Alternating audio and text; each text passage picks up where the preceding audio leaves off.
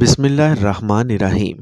السلام علیکم۔ Pakistan weather forecast میں خوش آمدید۔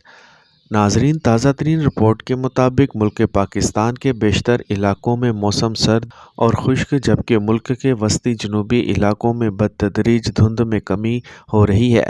آنے والے دنوں میں سردی کی شدت میں کمی ہوگی، جس کی وجہ سے درجہ حرارت کے بڑھنے کی ہوگی۔ اس دوران ملک کے بالائی اور وسطی علاقوں میں صبح کے وقت میں کہرا پڑے گا۔ وسطی اور جنوبی پنجاب کے علاقوں میں صوبہ سندھ کے بیشتر میدانی علاقوں میں دھند پڑنے کا امکان ہے، جبکہ خطہ پوٹھوہار، شمال مشرقی بالائی پنجاب میں کہرا پڑنے کا بھی امکان ہے۔ ملک کے دیگر علاقوں میں موسم سرد اور خشک رہے گا۔ 15-16 جنوری سے بارشوں کا ایک نیا سلسلہ ملک کے بالائی اور مغربی حصوں پر اثر انداز ہوگا۔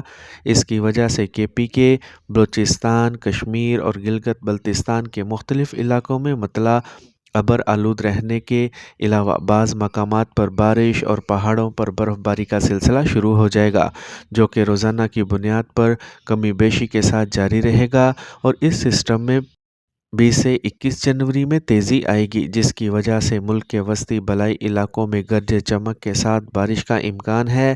اس دوران پنجاب، KP کے بلوچستان کے بہت سے علاقوں میں گرج چمک کے ساتھ بارشیں، یالہ باری اور پہاڑوں پر شدید برف باری کا امکان ہے، جبکہ صوبہ سندھ کے بالائی علاقوں میں بھی بارشیں ہو سکتی ہیں۔